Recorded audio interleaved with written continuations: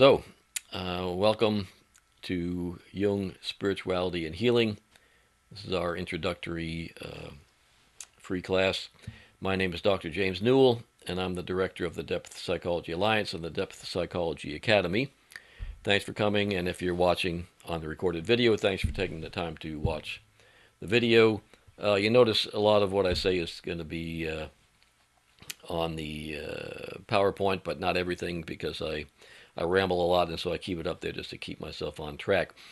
But just in general, this class is going to serve as the introduction for our upcoming 8-week college level course, which begins next Saturday at this same time. And this is now one of many courses that we have on Jung and Jungian psychology that we offered originally through the Depth Psychology Alliance, but many of these now are available also through the Depth Psychology Academy site.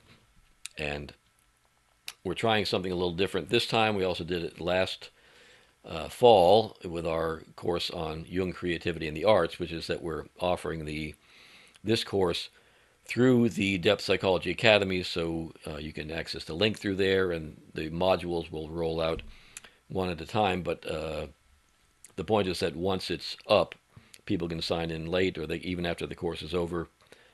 People with the last course, they were able to sign up in the middle of the course and get caught up, and even since the course has been over, people have still signed up for it because it's the videos and everything are still up there. And if you decide you want to take the course but you can't make it on Saturdays, we always record it. And again, the recording of this class also will be available on the Depth Psychology Academy site. And so just one more plug before we get started is that for the first time, we're going to offer some shorter seminar type courses. We've been doing college level courses the same way I would do a course if I was going to do Jung courses at a university. And those are the ones that we have, as I say, on the Depth Psychology Academy site. We're going to do shorter ones. First one's going to be over the summer. We haven't done any over the summer either, just experiment, see how that works. And the first one will be on work as a spiritual practice or work as a spiritual path, and another will be on exploring the archetype of money. So looking at all those things from a Jungian perspective, as all of these, what I do is look at things from a classical Jungian perspective.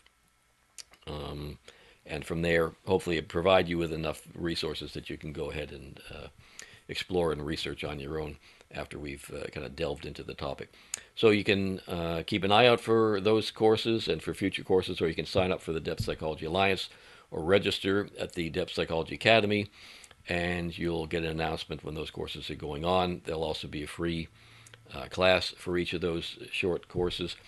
And there are many, many free courses, free classes rather, on the Depth Psychology Academy site if you want to get caught up on those. So, getting started with Jung, spirituality, and healing.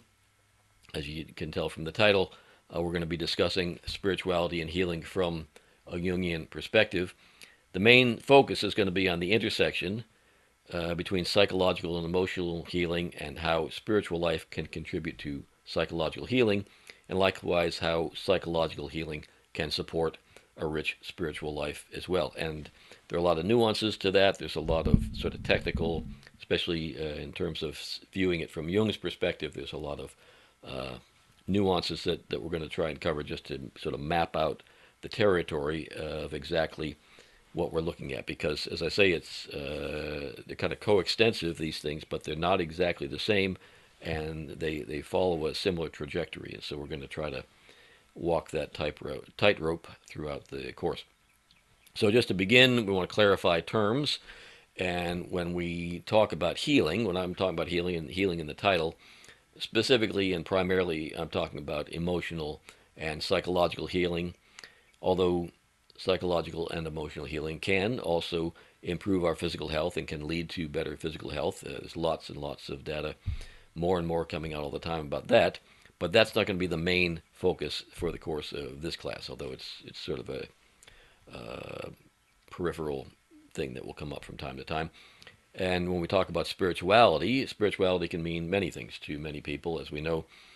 For the purposes of this class, we could say that spirituality is the general sense that, or the belief that, there is something greater than ourselves, that there's something beyond the physical realm and sensory experience that we have with our gross physical bodies, and that it is a human desire to commune with this higher power or this energy or this other sort of spectrum of experience, things that can't be measured in the same way that we can measure things scientifically, and yet there's an interest in that. There's throughout history, throughout all human history, there's been an interest in the idea that there's something beyond that. And as I say, and as we're going to explore, that intersects with many of Jung's ideas about how the deep, what he calls the collective unconscious works, and that's what we're going to explore quite a lot of. So for many people throughout history, this spiritual sense that I was just describing has been understood to only be accessible through specific organized religions, by following specific doctrines and rules of a specific system. But in the contemporary world, the scientific worldview that we've become accustomed to has brought into question many of these early explanatory models of the different religious systems. And they functioned well throughout history as containers, but when they no longer produce this sense, which Jung liked the word numinous. We're going to use that a lot. It was originally used by, or sort of coined by, a theologian, Lutheran theologian named Rudolf Otto. But it's the idea of the numinous and this encounter with the numinous. People don't feel this numinous experience as much, or sometimes at all, through organized institutional religions. There may be some things they like, some things they don't. But we find that humans seek out this experience of numinosity wherever it may be, and when it's no longer available through organized systems, then we try to find it outside organized systems. So when we try to find it outside of organized systems, it's often a very solitary endeavor. It sometimes also does intersect with the various organized systems, but what's really important for most people, for most of us, most humans, is this experience of the numinous. The sense that we have a direct subjective experience of something, for lack of a better word, something sacred, something real that transcends the otherwise what we would call real reality around us. Some people want the safe enclosure of an organized institutional religion. Some people find that that doesn't provide them with the numinosity. So in this class and in the upcoming 8-module college level course, we're going to be focusing on this intersection between spirituality and healing. When we look at psychological and emotional healing from a Jungian perspective, we often see that there is a strong spiritual aspect to the healing process, particularly, as I say, depth psychological practices. A lot of psychological and emotional healing things related to behaviorism and cognitive behaviorism and self-psychology, and those can be very helpful and very useful, but they don't necessarily have that intersection that I'm talking about. But on the other hand, when we look at spirituality and spiritual practices, these ways that we access what Jung and Otto called the numinous, when we look at them from a Jungian perspective, we can also see that there's generally an equally strong psychological and emotional healing dimension to this kind of spirituality and spiritual practice. In fact, Jung said essentially that spiritual practices function as psychotherapeutic systems and have done so throughout history. He said that the world religions themselves have functioned as psychotherapeutic systems, and he studied them in an effort to locate and discover and trace, and he did this not just with the organized religions, but with all different mythological systems. He wanted to discover the archetypal healing patterns that were revealed through these things. And we won't go into a lot of the detail of his methodology about that, but that's just kind of a background of that. So given all of this, it would seem that the natural biological healing energies and patterns of the psyche are identical to the natural spiritual inclinations of the psyche. It would seem that way. But from the perspective of Jungian psychology, and Jung, you have to remember, Jung was always, he was working in very different times from us, and in a time where psychology in particular was trying to ground itself in scientific empiricism, observable, repeatable scientific facts were trying to be discovered. And he did discover some things, although people didn't understand his method all the time. But from that perspective of trying to remain in this scientific worldview, these, although the biological healing energies and the spiritual inclinations of the psyche seem identical from a Jungian perspective, they're not identical.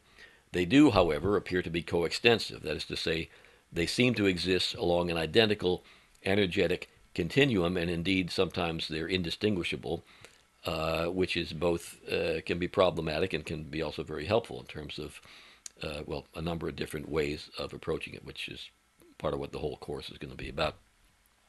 Now, Jung himself was always clear in his writings that as a scientist, he was interested in discussing the psychological and biological aspects of healing.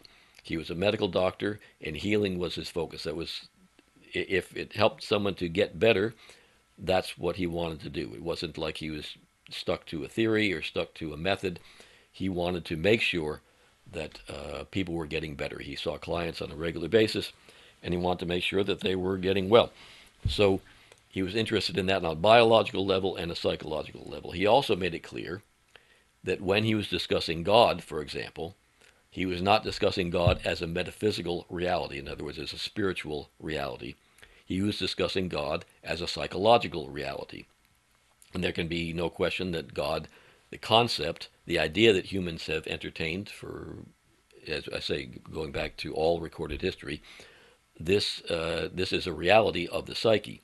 And he studied it as an archetypal idea that human beings have been fascinated with since, as I say, the beginning of recorded history. So in this context, Jung discusses the psychological idea of God, excuse me, in great lengths in his writings. But he's making a distinction between that and the perspective of a believer, even though plenty of evidence that Jung was a believer, and that's one of the reasons he was so fascinated by this.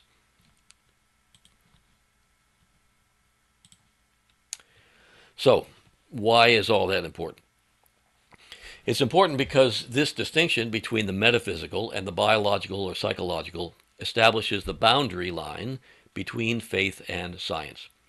One of the things that many intellectuals find troubling about Jung's ideas is that because of this coextensive nature between archetypal / biological, in other words, they're kind of on the archetypes Jung understood to be biological realities, so that the coextensive nature of that with metaphysical or spiritual ideas represented as spiritual practices around the world, because of this, Jung's ideas have profound implications for spiritual life and practice. And they also have profound implications for science and for how people study science. And this disturbs a lot of people in different disciplines, because Jung basically was saying that as objective as scientists think they are, and objective as many people in the I won't say pseudosciences, but in the sort of the soft sciences, sociology and all these different areas, psychology, people feel that they're being very scientific and very objective, but Jung is saying no, because the psyche is always intruding itself. The psyche is always active in these disciplines and in these practices, and his ideas are challenging to intellectuals, and so they often just kind of dismiss them. Oh, he's just being a mystic, because they don't understand this, that he's working along this coextensive line. He's going into an area which most people avoid because of this. Science is very objective, and the psyche, by its nature, is subjective. And so they often accuse Jung of being, what's the word, regressive, that he was regressing back to a time before people were objective and objectively scientific. And Jung is saying, no, that's not what he's doing. He's in order to be fully objective, Jung says, we need to include all of the variables, as a scientist would call it. And one of the variables is the operation of the psyche, the operation of the unconscious. So, again, that's another thing that we'll get more into as we go through the course. But so the key for understanding Jung's approach to spirituality is in understanding what Jung would call the encounter with the numinous. From a Jungian perspective, both healing and spirituality involve an encounter with the numinous. Psychological healing may not always involve an encounter with the numinous, but it often does. And for Jung, at least, we could say that spirituality is virtually defined by the encounter with the numinous. And why would that be? Well, if there's a spiritual reality, if there is a metaphysical reality, as a believer would say, then one still has to experience it through the psyche on one level or another. If they're going to maintain any kind of the stance in the gross physical world, they still need to do so from the perspective of the psyche. So, experiencing the numinous was actually one of the ways that Jung used to identify an archetype. In other words, he would say, if one is subjectively experiencing numinosity, one is by definition experiencing an archetype or experiencing archetypal energies. And these are archetypes of the collective unconscious. And I suspect many of you are familiar enough with Jung to know a little bit, at least, if not a lot, about the collective unconscious and the archetypes. I'll say more about that in a minute if you're not. I know there's some people just curious about Jung, maybe listening in and not as aware of that, but I'm going to get into that in a minute. Excuse me. So, I keep saying numinous, numinous, numinous. What is the numinous? The numinous, or the experience of the numinous, is a subjective, individual experience. The numinous or numinosity can be defined in many ways.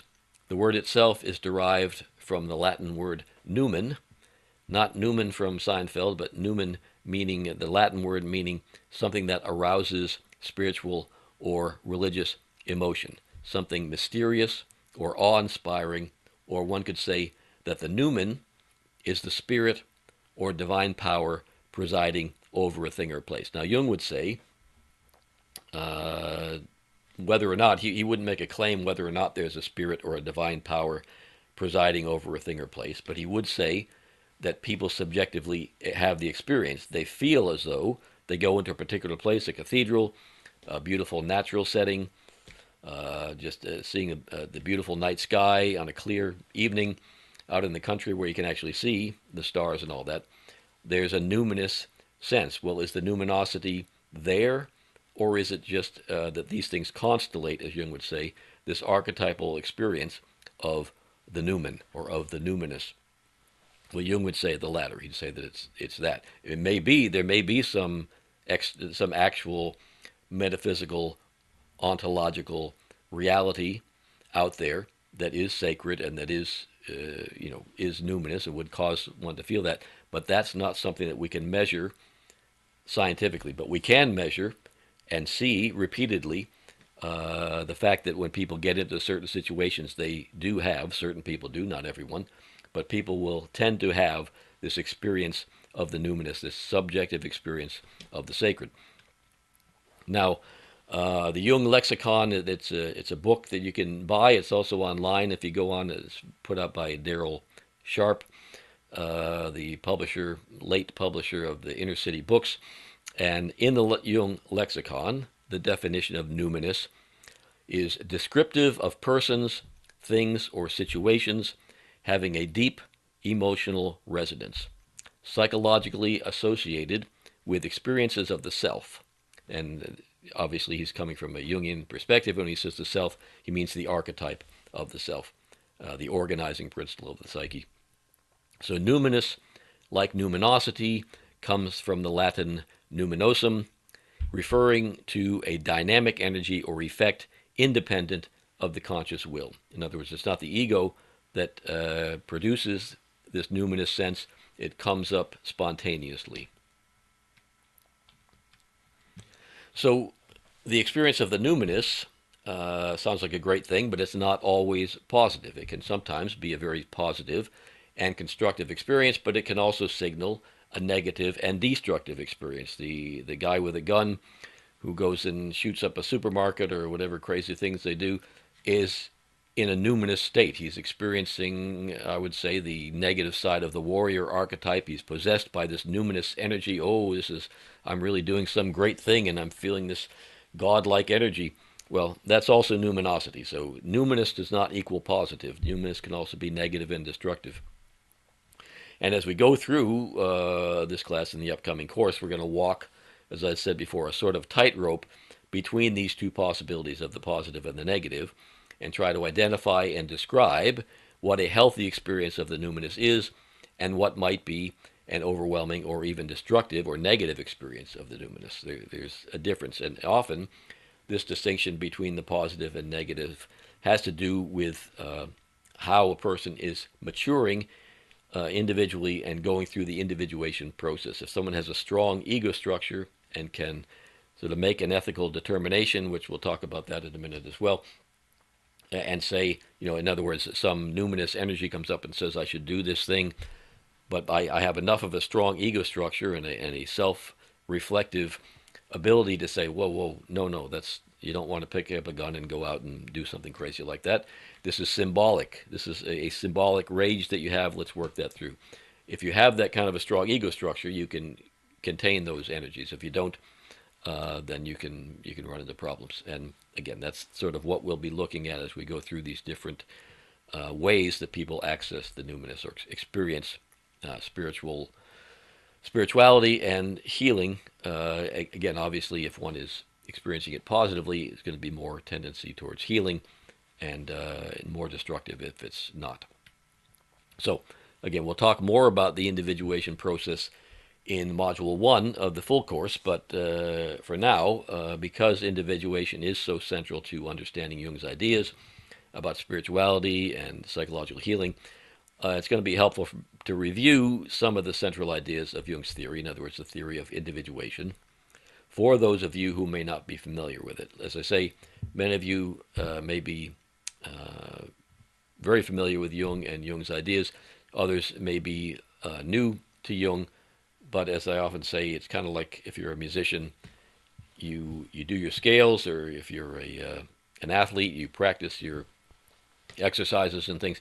And if you're Jungian, you go over these sort of core ideas until you become more fluid with them. So if you already know some of this, I hope you'll just bear with me for a few minutes and just think of this as an exercise of reviewing some of these Jungian ideas. So the key idea for Jung is individuation. Everything, when we talk about Jung and how Jung views healing, how he views any of these things, it's going to be somehow connected, and the trajectory is going to be related to the individuation process. Does this contribute to the individuation process or not? So what is the individuation process? Well, there are generally two phases or stages of the individuation process. And the first phase or stage involves the development of the ego as the center of consciousness and the differentiation of consciousness from the unconscious. So the first phase means the child, and I'll have another diagram in a minute that'll illustrate this a little better, but the child is fused with the mother, and little by little there's a little more differentiation, and the child, the young individual, begins to recognize that they are separate from the mother. And so as one separates from the mother, there begins to be a separation from the unconscious as well. As one begins to move about in the family, one develops a persona, or a sort of a mask for what is my role in the family, and then later, what is my role in the larger culture, in my community, the school I go to, and then later people that I meet. Now, some things will not fit the way I want people to view me in the community, and so I don't put those things in my persona. I don't display those things to people, and they, either through neglect or through repression, they fall into the unconscious and form what Jung called the shadow. And I'll say more about the shadow in a minute. But the idea is that there's now, as the ego separates, these different structures begin to develop. We see there's more and more of a split. There's more and more of a separation between the ego and the unconscious. And this is a good thing. This is essential that we have enough psychological development that we are able to separate from the unconscious. Otherwise, we're in the unconscious. Everything we see and experience is projection. And I'll talk about projection in a second, too. So that's the first phase of the individuation process, where we set up this dynamic tension between consciousness and unconscious. And the second phase of individuation, which is the one that Jung talks about most, really, because it's such it's an area that contemporary culture many, certainly in his lifetime, in the late 19th century, early 20th century, people paid very little attention to. The second phase is sort of bringing the ego back, reconnecting the ego back with the deep layers of the unconscious without losing this separate, strong ego structure that's grounded in the world. In other words, some people can regress back into the unconscious and lose that ego strength that kept them separate, that kept that differentiation happening. But if you can do that, if you can maintain this separation and keep the energy flowing between our instinctual life, we call that the ego-self axis. There's a connection between the ego and the unconscious without being overwhelmed by the unconscious and without the ego completely repressing the unconscious. So there's a constant flow of energy. And that would be, when that's successful, that's an ongoing process. It's not something that you just do and then you're done. That's what we maintain throughout our lives, is to try and maintain a connection with our instinctual body, with the archetypal realm, with all of that.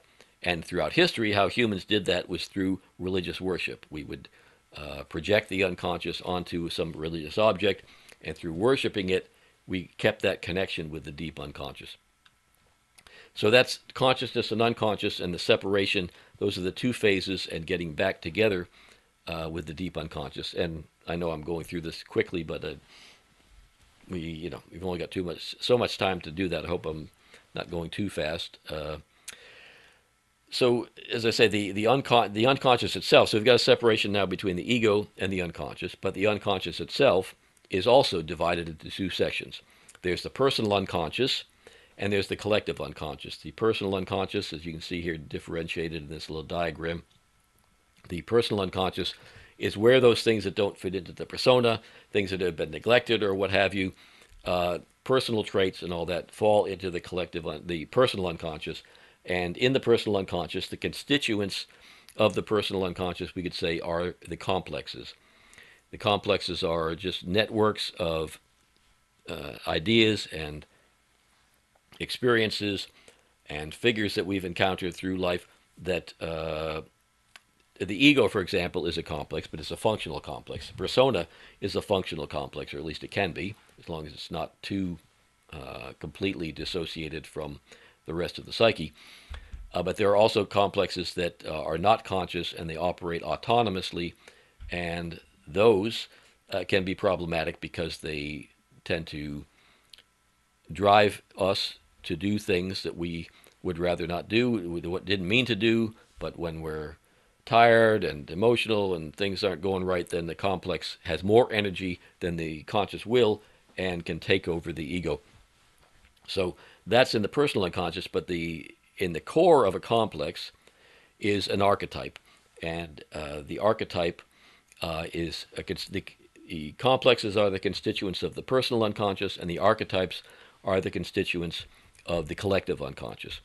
And so the access that we have to the collective unconscious is often, if not through this sort of unconscious worship thing that people have done for centuries, it can also be through working on complexes and allowing the energy that's blocked, the archetypal energy, the numinous energy that's blocked in the complex, allowing that to come out, and then we get access to the collective unconscious. One of the ways, the most common way that we become conscious of the unconscious is through projection, and we tend to project the shadow onto gender. Things are more complicated now than they were in Jung's time. In Jung's time, he would say that the shadow was projected onto same-sex figures, and the anima animus, which I'll talk about in a second, would be projected onto the opposite-sex figures. These things are much more fluid now, but we can just, in general, say that whatever we identify with consciously, that gender role is going to be, the opposite gender role is going to be unconscious. So we experience them through projection. When we see something, when there's something unknown in the world, we're a little anxious. We don't know what that is. We try to fill in the blanks. The unconscious automatically tries to fill in the blanks, and that's projection. That's experiencing part of our own unconscious through something in the outer world. If we have enough experience with that object in the outer world, we hopefully will begin to determine, oh, I thought that was a quality of that person, Actually, that was just something that I imagined was a quality of that person, so I projected that onto the person. Often that's how we experience the unconscious. The more we can go through that process, the more we can make the unconscious conscious. Um, yeah, so that's I've covered most of that. I want to talk about this now in a way I hope this is more easily understood. So this is again this idea that the ego is differentiating from the unconscious self. And if we maintain this connection, this ego self axis, where the energy, there's sort of a gradient along which energy can flow, we get energy from the unconscious, and we mediate and regulate that energy through a strong conscious ego. If we can do that, so much the better. And that's how we can tend to maintain psychological health. And throughout history, the way people have maintained this, as I said, is through religious worship. We would project the archetype of particularly the archetype of the self, but many different archetypes, all the different gods and all that, we would project onto these archetypal forms, onto those ideas, and experience them vicariously through projection. Now, if we don't have an ego self axis, we become dissociated. The ego is completely dissociated, and which is what a lot of people in the contemporary world are experiencing. And then we are completely fall prey to what's in the deep unconscious, both to our complexes and to just sort of very powerful archetypal ideas, because we're not in touch with them. There's a mechanism in the body to maintain homeostasis and to maintain this flow of energy, and that's true on a physiological level, and it's true on a psychological level. So the psyche is always trying to maintain that connection between the ego and the unconscious, and if we don't consciously do it, then these unconscious things are going to, at some point, they're going to have more, what Jung called psychic energy. They're going to have more of this energy than the ego has, and so they're going to overwhelm the ego and make the ego do things that perhaps the ego would rather not do. So this is the sort of the picture we were just looking at, where we have the persona and the personal unconscious and collective unconscious. And in the personal unconscious, we find the shadow. At the border of the collective unconscious, the personal unconscious and the collective unconscious, we find the anima animus, typically. Again, there's gender problems in Jung's time, there were pretty strict gender roles. Now we have much more fluid gender roles. But if we're identified consciously with one particular gender role, the anima animus, as we call it, is going to tend to be the opposite. Whatever is in the anima animus is going to be opposite to what our identification is consciously. So the shadow, again, we tend to project the shadow onto figures in the outside world, persons, things, and situations. It's been pretty much formed by things that did not fit into the persona.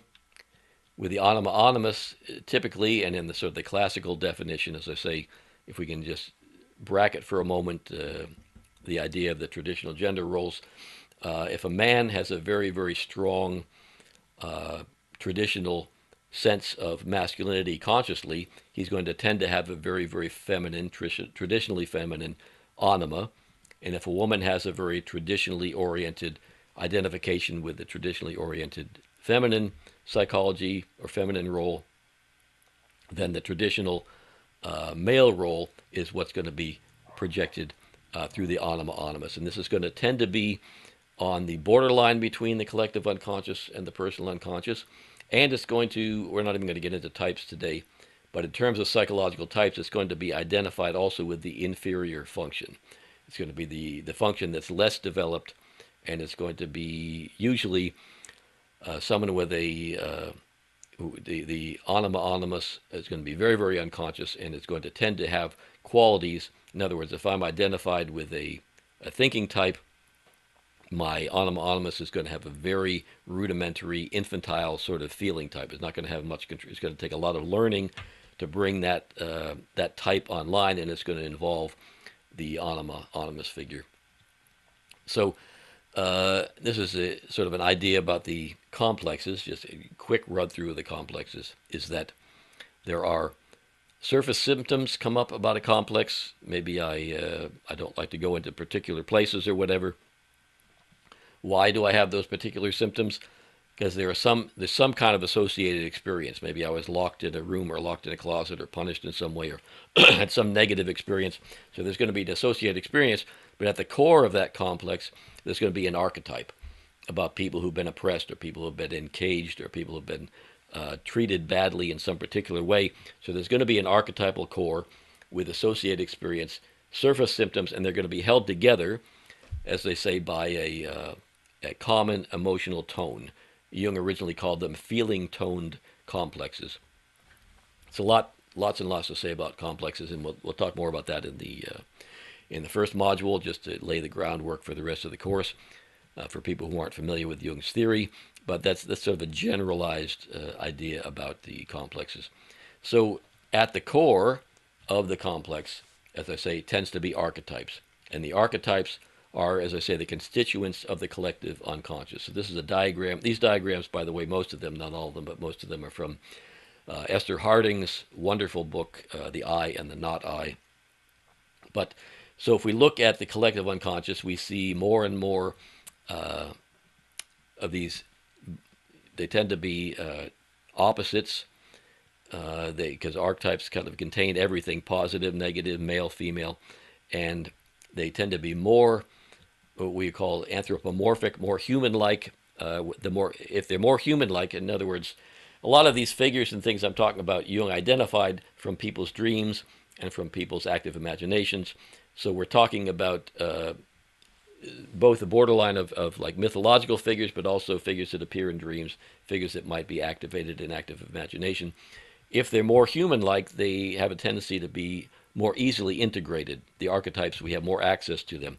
As we go down this line and we get the gods as energy, we get gods as animals, or just pure opposites, or pure, nothing but pure energy, no anthropomorphic or even animal characters. This is very, very difficult to actually integrate. If you go through a series of dreams, you may see just some pure energy, and then another dream, that energy may morph into an animal figure, and then it may morph into sort of very sprite-like spiritual gods. And then more and more, they can become more and more like real people. And the more they become like real people, the more likely whatever the unconscious content is that is appearing in the dreams, the more likely it is that we'll be able to make that conscious, or the person we're working with, if we're a therapist, the more likely they'll be able to make that conscious. Things that are more animal-like are more instinctual and more difficult to make conscious.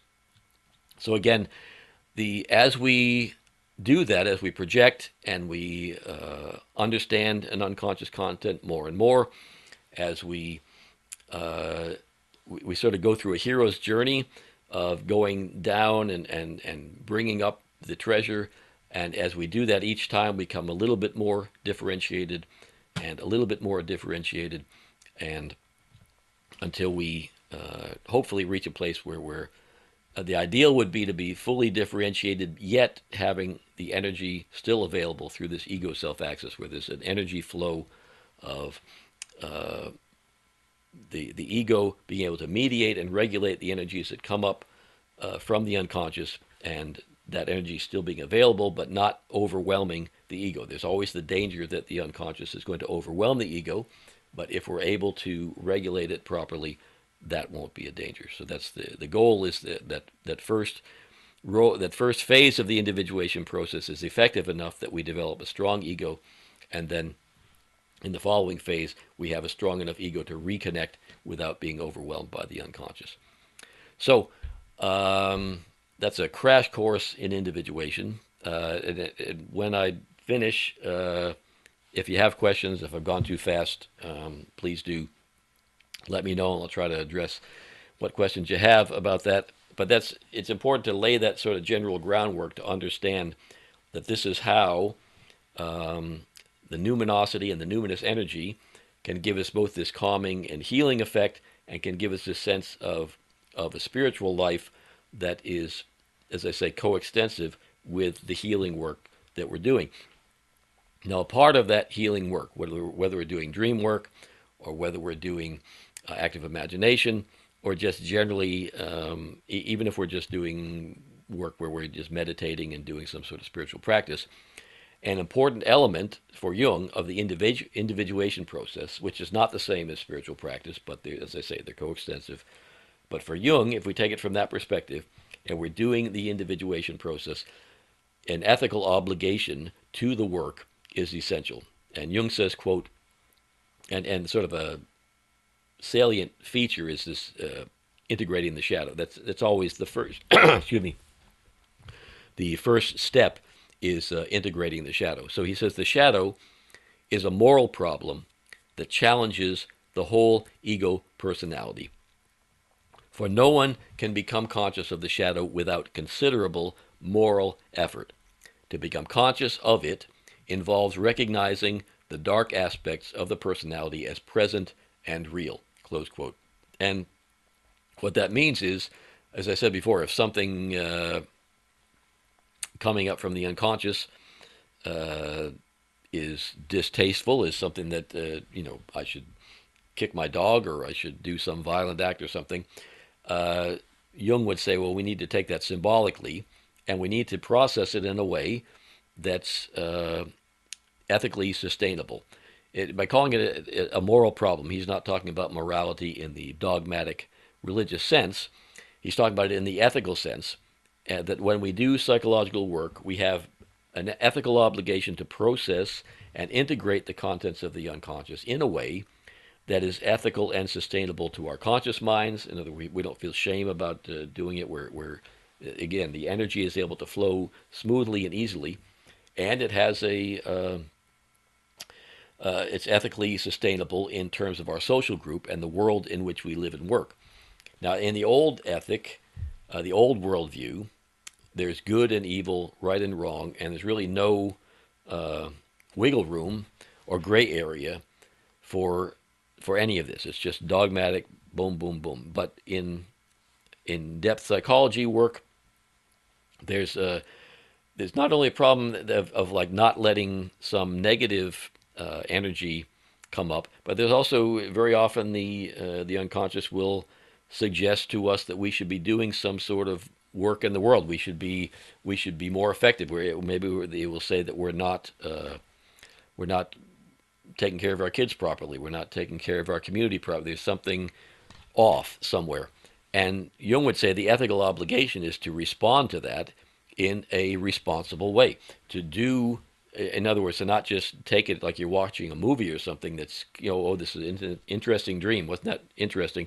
And then go on with your life. Jung says there's an ethical obligation to integrate these things in a way that is congruent with whatever the unconscious is saying. Again, ethically congruent, so that you're not doing some destructive thing or something. Now, that is to say, again, it's not dogmatic. It's always contextual, and it's related in some way or other to our past histories and to the psychological work itself. As Eric Neumann says in his book, he's got a whole book on this question of depth psychology and a new ethic, and he says, quote, "Whatever leads to wholeness is good. Whatever leads to splitting, that is to maintaining this split and not integrating the psyche, whatever leads to splitting is evil. Integration is good. Disintegration is evil. Life, constructive tendencies, and integration are on the side of good. Death, splitting, and disintegration are on the side of evil." So, in some ways, this idea is similar to the Chinese Taoist idea of yin and yang. In Taoism, the important thing is that there be a harmonious balance and flow of the energies of the universe. It's not, black is good and white is bad, or everything is all good and everything is all evil. In Taoism, the highest value is that black and white, as we see in this little yin-yang symbol, is continuously, the yin and yang are continuously flowing in harmony. To hold one value as good and another value as all evil leads us to have a tendency to repress the evil and identify only with the good, which again is going to make things lopsided. There's not going to be this flow of the energy is going to be repressed. However, for example, if we understood death to be purely evil, I know Norman says that, but he's saying it in a different context. But if we understand death to be purely evil, and we deny that death is a natural fact of life, then we're repressing something that must be integrated into our daily lives if we're going to remain healthy and well balanced. If we don't integrate that, if we're kind of trying to keep things away, then that energy flow that I was talking about is not going to be there. So you find in spiritual practice, in these what Jung called the psychotherapeutic systems of the religions, there's always some kind of an ethic, and there's a slightly, as we see, a different ethic, but an important ethic that comes with doing psychological work. Because if we're going to do it, then we need to take it seriously, Jung would say. So that's the question is very important in terms of right behavior and what's wrong. In all spiritual paths, we find that that's an element. It's just a little bit different when you're taking this individual path that isn't contained within a particular institutional form. So it's a salient theme that's going to run through the whole course. And as I say, it has to do with this business of walking this tightrope between what is going to contribute to this ego self-axis, this individuation process that's going to keep us being generative and spreading out this good energy, and what's going to kind of lead towards disintegration. So generally, though, the main focus of the path of spirituality and healing is, for Jung, is going to be this encounter with the numinous. So how we encounter the numinous, there's going to be many different ways of encountering the numinous.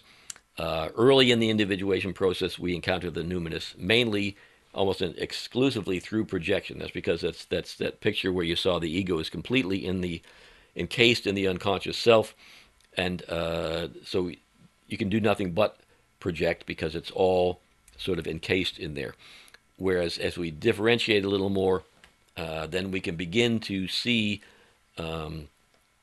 make the differentiation between what's projected and what's not. Typically, even at early times and even later, we encounter the numinous through projection onto objects, onto people, places, and situations that we perceive to be sacred. We experience the numinous through some outer experience or other. How cultural groups have perceived the sacred has changed over time. How cultural groups have experienced the numinous, in other words, has changed over time. Similarly, how individuals experience the numinous will also change over time, and we're going to have a whole module about how that throughout history, that change is also can be seen and can be reflected in developmental stages in individuals going through the individuation process. So historically, religions, mythologies, and religious forms have been used, as I said earlier, as vessels through which the masses have experienced numinosity and the sacred. In other words, they've been psychotherapeutic systems through which we are able to experience the unconscious and sort of keep that ego self-axis, that flow of energy going. Excuse me a sec.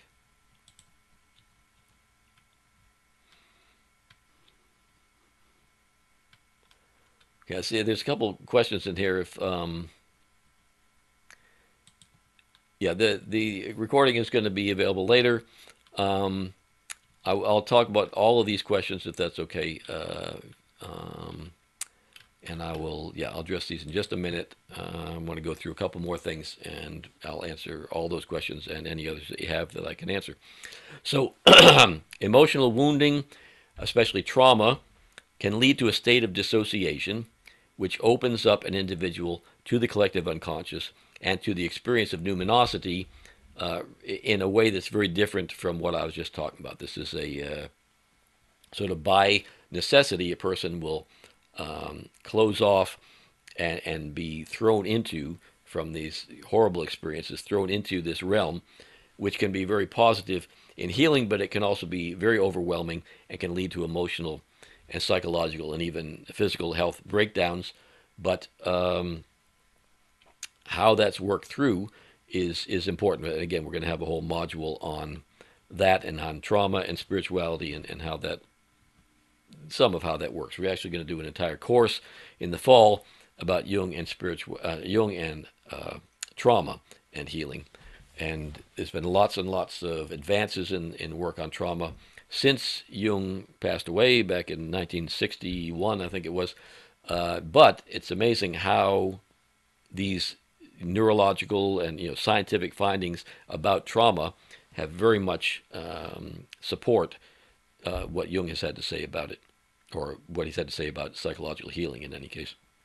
So as we work with the individuation process and we learn how to remain grounded and still have access to this sacred numinous experience, the ones available to us, we can experience numinosity and the sacred internally and through our own private spiritual practices. In other words, not simply through this sort of unconscious projection through an organized institutional religion.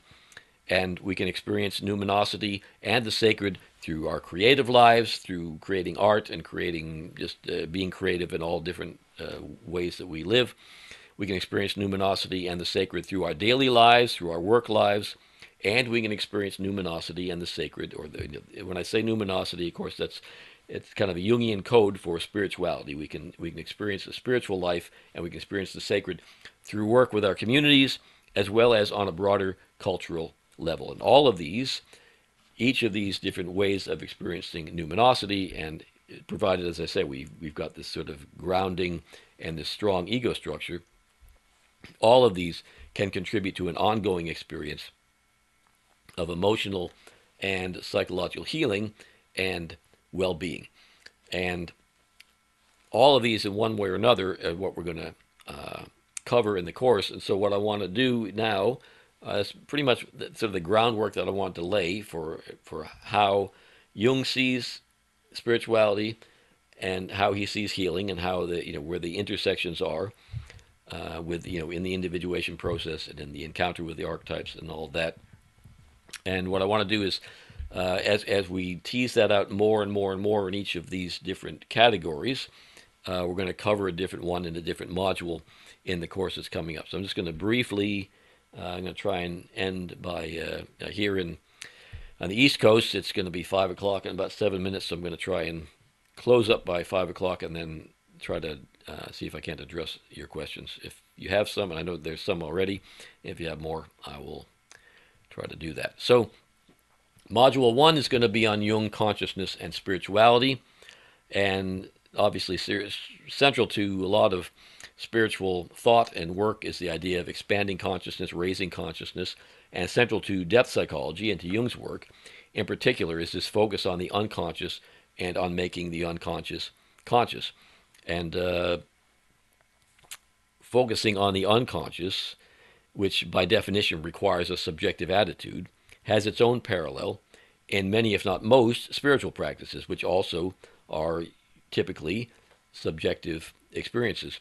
So this dialectic constellates what Jung calls the tension of the opposites, consciousness being one opposite and the unconscious being the other opposite. Well, when you get this tension going, if you can hold, as Jung says, holding the tension of the opposites, if you have a battery, for example, you've got a positive and negative charge. If you can hold that charge, that's where energy flows. So Jung is very interested in keeping that energy flowing by maintaining the tension of the opposites and regulating it in such a way that it generates energies for the work that we do and that we can share with our communities and with the people around us. At the back of the constituents of the personal unconscious for Jung lies this numinosity of the archetypes. As I said, they're at the core of the complexes, and work on the complexes is typically the first phase work that anybody does in therapy, whether they call it that or not.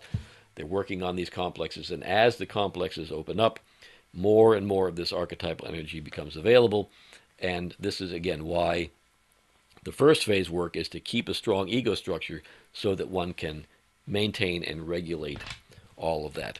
And by so doing, the more we can make the unconscious conscious, the more we can raise our consciousness, as they say, which is a goal of a lot of spiritual practice. So historically, spiritual practice and experience has been articulated through mythological stories, and then those mythological stories have been codified into institutionalized religious worship.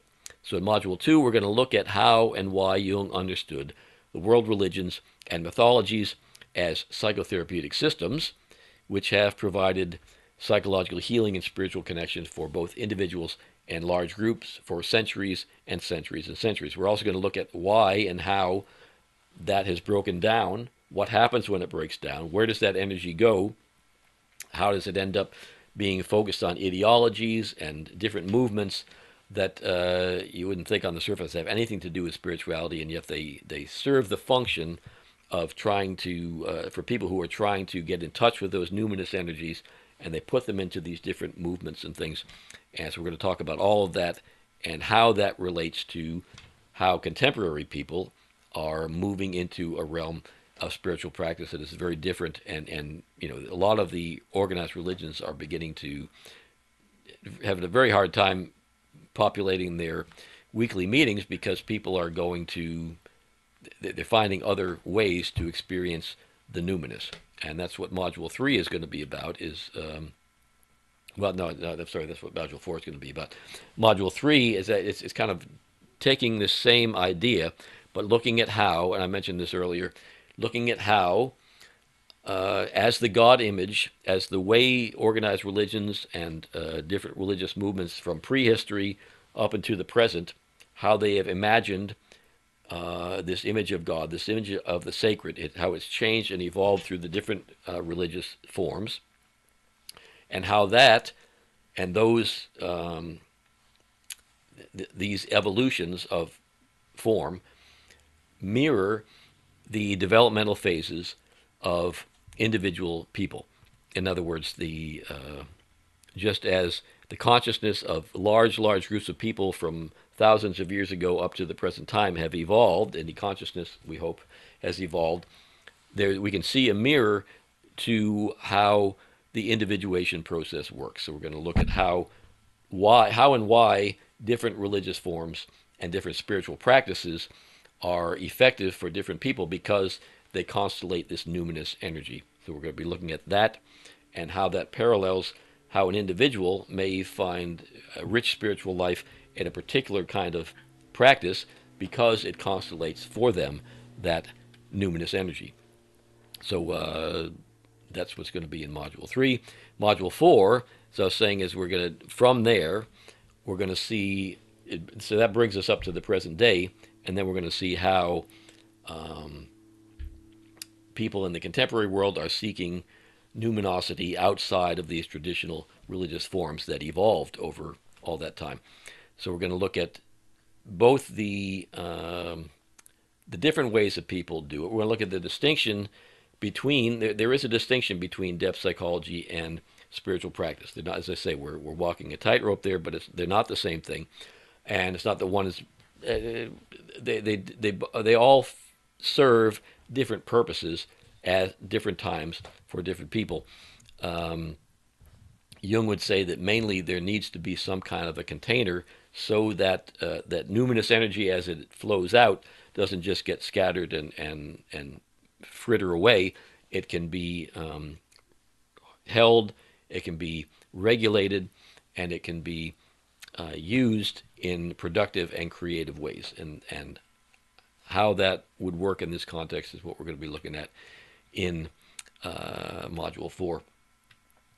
In Module 5, as I said, we're going to focus pretty much wholly on trauma and spirituality and healing, how people who've experienced trauma and experienced very horrible experiences actually sometimes have much richer experiences, spiritual experiences than other people, because sort of the crack has opened that up to them.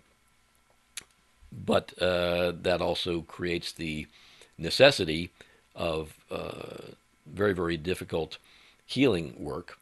And there's a lot of different ways to do that. As I said, there's been lots and lots of advances in work with trauma, and Jung has in particular, his work is very much affirmed by a lot of the scientific neurological studies that have been done and that people have learned about that.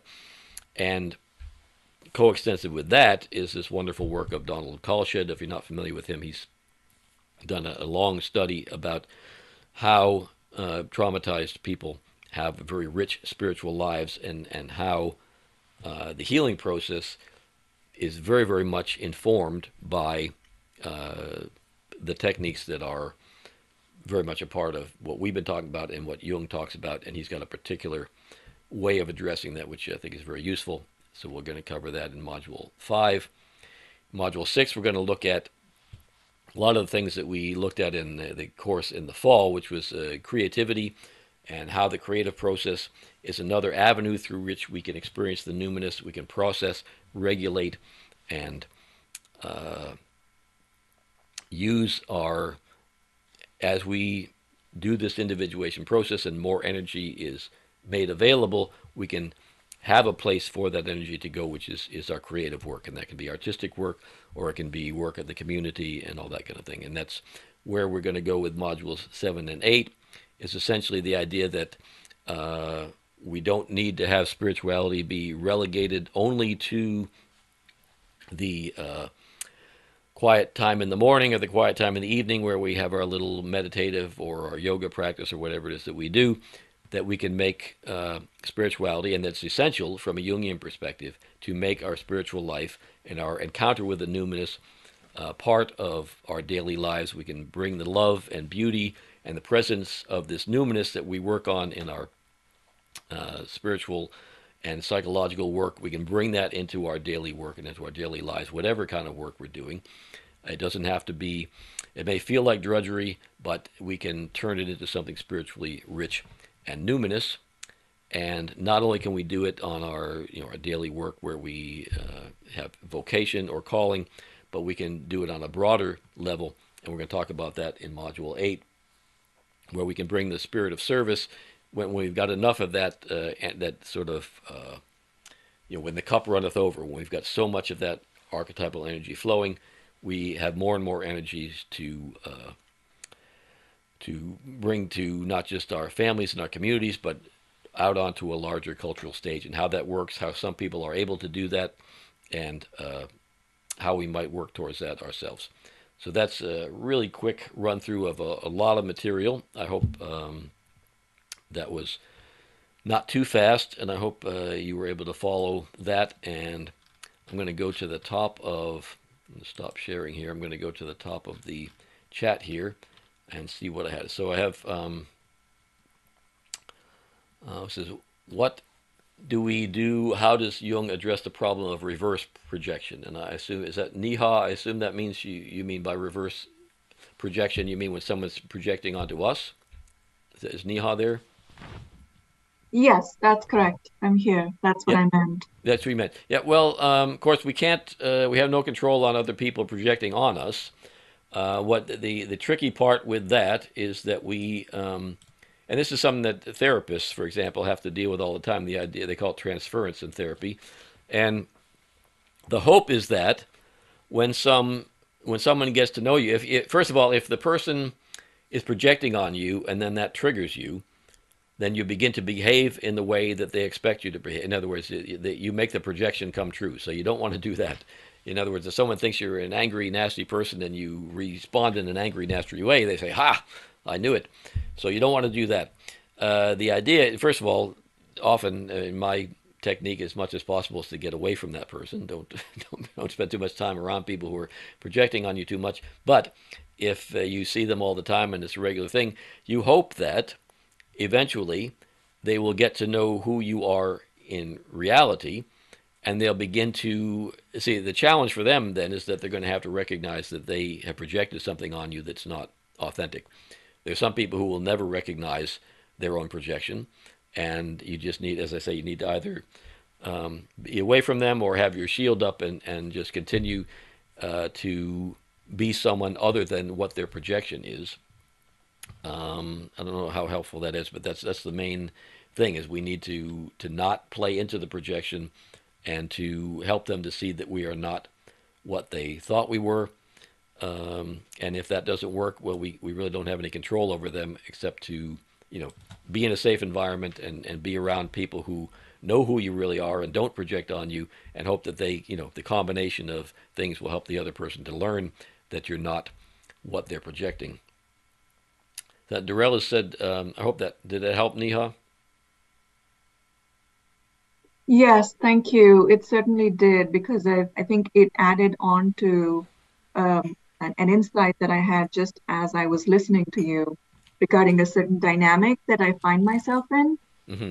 And and this is work related. And so I think what you just said helped clarified more my own insight and then what I can do, which is that not to play into the projection, but to kind of somehow develop a strong sense of protection. I don't know how. Yeah, no, you need it. It's hopefully you've got colleagues and others who know who you really are or have a better sense and will be helpful in that regard. But yeah, you just you can't change someone else's mind. And the thing is, when you can maintain a healthy, strong, independent attitude without playing into the projection, eventually two things are going to happen. One is the person is going to project onto someone else because you're no longer a suitable object for projection. And the other thing is that other people are going to see, well, this person is really a nut, or whatever. This person is a little not behaving well, and so as long as you continue to behave well, and they continue to behave badly, then it will become evident to others that the situation is not as this person is describing it. So good. I'm glad that was helpful. And so Durrell says, can you delineate the numinous energy from libido? Well, in terms of a strict definition, Freud would say libido is strictly sexual energy. Jung rejected that idea, but he still used the word libido, and he recognized that psychic energy could certainly have sexual energy involved with it, but it was not exclusively sexual energy. Jung called it psychological energy. Psychic energy is what he called it. And I had to not use the word psychic because people think psychic hotline or clairvoyance or something. That's not what he meant by psychic energy. He just meant energy of the psyche, psychological energy. So numinous energy is psychic energy, or Jung would say it is. A believer, a religious person will say numinous energy is the authentic, sacred energy radiating from an object or what have you. Whereas Jung would say that that may happen, but he can't prove that. But he can demonstrate that numinous energy is from the psyche. So the difference, it's still libido, it's still psychic energy, but it's much more intense and it's raised to a different level because this is psychic energy that's coming directly from the archetypes. If it's truly numinous, it's going to be more intense than just. I mean, psychic energy is just the energy that I have to think, the energy I have that gets me up in the morning and to do things and all that. And again, it's more or less coextensive. It's just generally speaking, we think of numinous energy as being more intense and directly related to the deep archetypal level of the collective unconscious. So it's it's uh, it's the same thing. It is psychic energy. It is libido, but it's experienced in a much more intense way. We may experience psychic energy and libido coming from the personal unconscious and just in our daily lives as being at a certain level. It gets lower at night and picks up in midday. But when you're in the grip of a numinous energy, it's of a different character. It's more intense and it's more related to something that we perceive. We tend to define and identify as being some sort of sacred energy. Does that help, Durrell? Okay, good. Um, yeah, the Janetta Jane asked if this is going to be available. Yes, I'll send everyone a link later, and you'll be able to get it on YouTube. So, is there a relationship between Jung's archetypes and Plato's forms?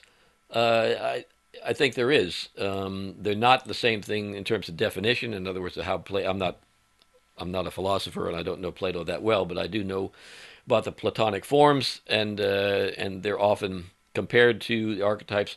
In terms of definition, they're not the same thing, but in terms of being psychological structures through which energy flows, pre-existent forms. Uh, Others, I think Saint Augustine also talked about archetypal forms, but he was influenced by Neoplatonism and things. But so yeah, there's a relationship between them. Jung is less philosophical and more scientific, although there's a lot of philosophy in how he tries to put it together because we can't see it directly. But there is a connection, and the difference is that Jung's got a difference is that Jung has got a much more highly structured and organized system of just how and where these things fit into psychological development, and also he has a theoretical model for how these archetypes would actually be biological entities. They're not biological in the sense that you can, do an autopsy and cut open someone's brain and find the archetypes. But as far as Jung was concerned, and it seems evident, and we may someday have a better way to track them. But as far as he was concerned, they are the result of actual neurological pathways in the central nervous system. So that's different from Platonic forms, which is sort of an ethereal reality that is not so. At least he didn't Plato, as far as I know, did not have a theoretical model for how they might fit into sort of the gross physical world. So what would Jung say about the trans drama going on today from an individuation perspective? I think he would, and again I don't know, but I think he would really how would I put this? I think he foresaw it in the work in alchemy. The whole thing about seeking wholeness in alchemy, one of the major symbols in the alchemical texts for the final product, the image of wholeness is the hermaphrodite. So there's this sense of the gender. There's a deep archetypal sense of gender in the spiritual sense, being a just another manifestation of the psychological sense of the opposites. So that, I mean, there certainly are real. There is a real gender. Everybody has a real biological gender, and I mean, gender has physiological. In some people, it's confused physiologically as well as psychologically. But for the most part, there are actual genders on the physical level, but on the psychological level and on the social level, yeah, I think Jung would certainly understand why this is so, and he would probably encourage people to embrace some of the imagery in alchemy and things like that, where there's the hermaphrodite as a positive symbol of wholeness, and he would interpret, I think, the whole the interest in trans and gender fluidity and all that as people seeking wholeness and not wanting another person's ideas or social constructions to limit how they pursue their sense of wholeness. I think. I don't. Obviously, I'm guessing, but I don't know. Did I mention the class textbook? I did not. The course textbook will be, hold on, a book by Lionel Corbett called "The Religious Function of the Psyche." I don't know if you can see that. The Religious Function of the Psyche by Lionel Corbett, and there's a bunch of different books I could have gone with, but I think he covers the topics nicely, and not strictly. He brings in self psychology and some other things, so he's not strictly classical Jungian. But I think it's self psychology is really appropriate the way he uses it. So I think it's an excellent book, and people will get a lot from it. And if you go to Amazon, you'll see it priced like 40 or 50 bucks. But if you go to like bookfinder.com, there's many copies for 5, 6, 10 bucks like that, so you can get it at a reasonable price. So yeah, the textbook for the course next week will be The Religious Function of the Psyche by Lionel Corbett. But there is a difference between sex and gender. I can't see all of that. Is that point being disagreed with? No, I don't think it's being disagreed with. I don't disagree with that.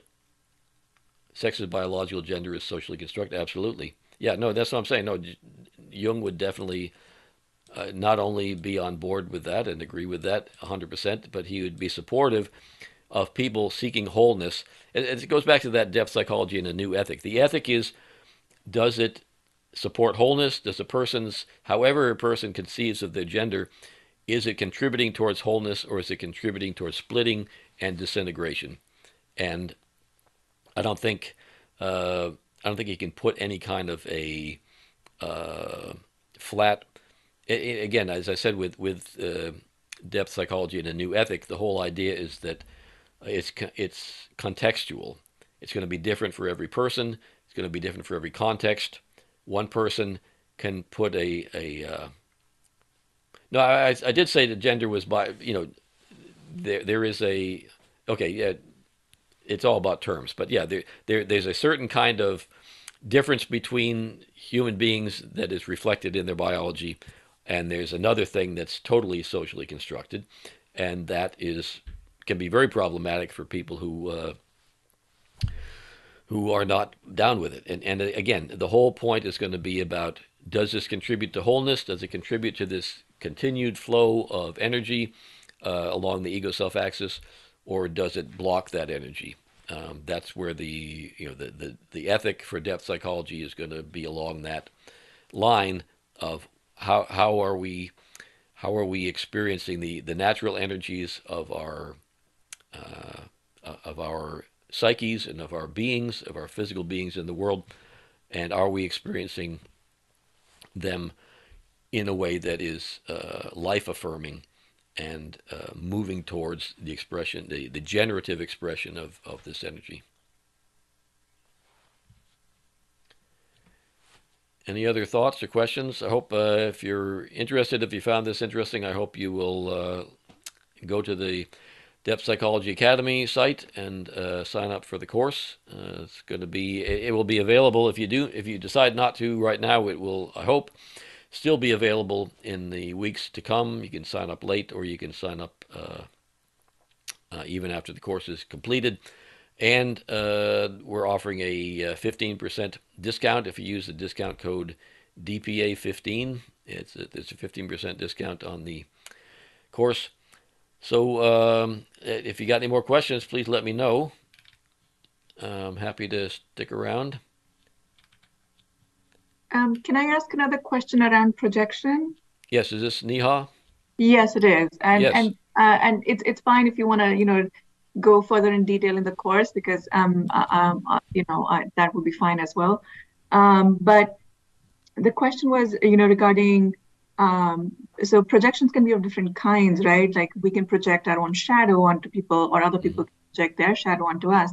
hmm But then you also mentioned that the projection can also be from anima animus yes, onto other people. yes. And could you say a little bit more about that, and um, how to be more aware and conscious of that? Sure. Well, Or that's the most Jung would say that's many people will never really be able to make the anima animus conscious. It's very difficult. It's very difficult to make the shadow conscious. Most psychological work that people do in therapy tends to be around the shadow and just integrating, working with the complexes and integrating that. The anima animus is a complex as well, but it's way deeper in the unconscious. As I said, it's in the borderline of the collective unconscious. It's very difficult to make it conscious. It tends to be experienced more for men, particularly, would experience it as a moody thing. And Jung would say that, and this is the typical, his traditional value system version of it. He would always say that women who are very opinionated would have an opinion not based on anything, would be more caught up in the animus. Men who get moody and whiny and kind of not really focused would be possessed by the anima. But the projection of it is most commonly seen in romantic relationships. And that's one of the whole secrets of being able to work through and have a healthy romantic relationship with someone is being able to, at least the more you can be aware of, the more you can work with and understand the dynamics of the anima animus projections, the more you will be able to have a longer standing and a healthier romantic relationship or love relationship, marital relationship. And so, how that, the classical thing is that the Freud called it the family romance, but the most common thing is that the man unconsciously seeks his mommy in his mate, and the woman unconsciously seeks her daddy in her mate, and people try to get their needs met from the other person because they feel all this numinosity when they're projecting whatever the animus or animus form is that they're projecting onto the person, it's numinous and it's charged with energy and it's so beautiful. And then they do something that doesn't fit the anima or animus. If I think that my ideal woman is a princess and a beautiful, uh, always neat and clean and pretty, and then we get into we live together, and I find out she hangs her underwear on the shower stall, and then she breaks wind when I don't expect. Oh my God, this is not my princess. What in the world? I speak from experience of 40 years of marriage, so I know about this. But you find out this person is not a princess. What the heck? And that's why they say a lot of marriages don't last more than 5 years or so, because the anima, or in this case, in the man, the anima is no longer carried by the woman, and so it begins to be projected elsewhere. Now, the trick to the relationship lasting longer is being able to appreciate the intrinsic value of the loved object, as I've heard it said. In other words, the when I can appreciate, okay, maybe she does hang her underwear on the shower, and maybe she has digestive issues or whatever it happens to be. But if I appreciate the intrinsic value of the person, uh, eventually I say, well, gee, I have some pretty bad digestive issues too, and I have all kinds of, I leave beer bottles or whatever it is I do. We begin to recognize and accept the bad part, and we begin to, once we can recognize the real intrinsic value of the individual, then once again there's some, at least some aspect of the anima animus is again experienced through that person, and so it's with some more consciousness. So that's sort of that's a thumbnail description of some of the anima animus dynamics. Does that make sense to you? Does that helpful at all? Oh yeah, that is absolutely super clear. I mean, I can laugh about it now, but it's very painful in the moment. Yeah, it sure is. Yeah, no, it's excruciatingly painful indeed. But and there's a wonderful book by Robert Johnson, Jungian, who passed away not long ago. He had a book called He and a book called She, which talks Yeah. somewhat about those. But he had a book called We, which really goes into the this anima anima stuff, and particularly he uses the myth of Tristan and Isolde, and how they drink this potion and they become completely intoxicated by it and they fall in love. But the problem is that it's all about anima animus projection. They become caught up in this projection, and it has tragic consequences. But that's it's if you want to read more about it, that is an excellent source for that. Can I say a bit more about stage 5 of individuation? Melissa, can you refresh my memory on what stage 5? I mean, I do remember Jung said he had 5 stages. I mean, my memory serves me. Stage 5 is when a person begins to or needs to um, integrate what has previously been projected on some ideological form, either a religious form or something else, and is able to integrate that rather than say, in other words, in stage 4, again, if I'm memory serves, is when I recognize, oh, that God that I've been projecting everything onto. It's just like what I was saying with the Anonymous. That God that I've been projecting things onto is not a God at all. This is just it doesn't make sense anymore. It no longer holds that projection, so there's no God. And then the projection completely falls, and it's just gone. And that's where I get this dissociate. Remember, I talked about the dissociated state of the ego and the unconscious. And so stage 5 is being able to get back in touch with that and reintegrate that. Again, if I remember, Melissa, are you there? I'm here. Yeah. Is that? Maybe I wrote it down wrong, but specifically, I was interested in the part where you talked about how emotional wounding, Mm. especially trauma, leads to dissociative experiences that open up Aha. Okay. collective Yeah. So that unconscious. wasn't. Sorry. Yeah. There's a Jung has different stages, which I didn't even talk about the 5 stages of individuation. But it's actually, in any case, I was just talking about different ways that we access numinosity, and I put that as 5. So that was about trauma. And so say your question again, please. So there was a part where you said that there can be negative experiences when someone Traumatic gets experiences. Yeah. is Well, traumatized and sure. Well, it's a big connected. topic. You've got a whole module on it, but and I'm going to do a whole course on it in the fall. But um, the idea is that, for example, when someone experiences trauma, I'm often think about it in terms of childhood trauma. So start there, but it's different in different experiences of trauma. But essentially, there'll be a wounded part which completely retreats because the wounding is so much, and it's too difficult to even think about it. And then there's a survivor part which sort of protects the wounded part, and from now on it's kind of like a persona role, but it's more split off. And this survivor part can actually turn on the wounded part if it because it gets locked into this protector role, even when some energy maker, maybe a therapist or some good influence comes in, but the survivor part of the person is so used to being protective that it actually punishes the wounded part for trying to grow, if you see what I mean.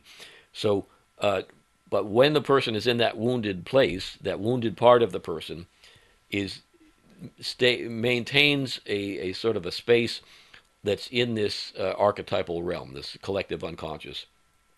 And because it stays there and doesn't have a connection to the conscious gross world, then these archetypal energies are more readily available. But they're available in a way that can easily overwhelm the person because they don't have that connection to this. So, I mean, it's more complicated than that, but that's kind of a simple, or I hope a simple way to explain it. Does that make sense? Yes, thank you very much. Sure. I mean, there's a lot more to that, but that's one element of it. Okay, thank you. Sure. Thanks, Melissa. Thanks for asking. So Jenny says projecting the anima I've dealt with that as a therapist did I don't know what did they say they love you, Neha? I guess she's asking Neha a question there. Terrence says from a Jungian perspective, what would you say about people who have false awakenings in dreaming, people who awaken in their dream but they are still asleep? What would that mean symbolically? Well, again, everything is contextual, but I think everybody's experienced that to one extent or another. But I don't know. It would depend on the context. It would certainly mean that it would just take it on face value. It would mean that that some of when I am awake and I think I'm awake, I'm not really awake. In other words, the dream is saying that there's a certain awakened state where you're still unconscious. So I would then I'd look at the details of both of those. The earlier dream from which I thought I awoke from, and then what happened in the second part of the dream where I thought I was awake but I was still dreaming, and see what the content of those were, and then see if I can find parallels in waking life and see if that told me anything. But those things are always, not only are they contextual about the dream, they're contextual about the daily life of the individual and the long arc of the person's life, but they're also contextual in terms of a series. With Jungian dream interpretation, you want to see what was the dream before that, what was the next dream, did you have dreams following that, and usually, often, particularly if you gain any insight from the previous dream, the dreams will morph and change, and you'll be able to track some development, and future dreams will tend to illuminate or illumine previous dreams in ways that you hadn't expected. And so that's an important element of understanding that symbolically. Waking up to aspects of self unknown. I don't know what that means as a question, Jenny, if you want to clarify that.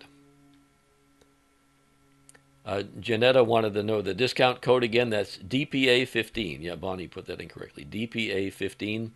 And if you have any trouble with that, email me and I'll be happy to help. Yeah, any other questions, thoughts, concerns? Thank you all so much for coming. I appreciate it. Okay, is there a book you could recommend for one to learn more about how trauma leading to openness to the numinous? Yeah, there is. It's not an easy self-help book, but it's I wonder if, no, I don't have it in front of me. But it's oh, actually I had it on my slide. Wait a minute.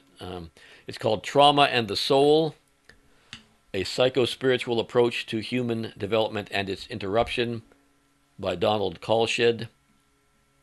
And I don't know, that may be the textbook for the fall course, Trauma and the Soul by Donald Kalshed. It's a very difficult book to read, and you may even want to read, he's got a previous book called The Inner World of Trauma, which is another excellent one, although he doesn't talk about the numinous stuff so much in the first book. They're both difficult books. They're not easy books. They're books for people who got some background in psychology. You'll find more things on the internet. If you look up Donald Kalshed, you'll find there's some talks available on YouTube and some other things which may be at least give you a wedge into him. And also his books are very expensive. They're Rutledge books, and so with those caveats, they're excellent, but they're difficult reading if you're not familiar with Jung, and they're expensive. So there's that. So I hope that's helpful, everybody. Thank you. I hope to see you in the course. Thank you all very much for coming. I hope to see you again. And even if you don't want to take the course, there's plenty of introductory classes available through the Depth Psychology Academy, and you can also connect with a lot of like-minded people through the Depth Psychology Alliance. And one way or another, hope to see you all again. Thank you.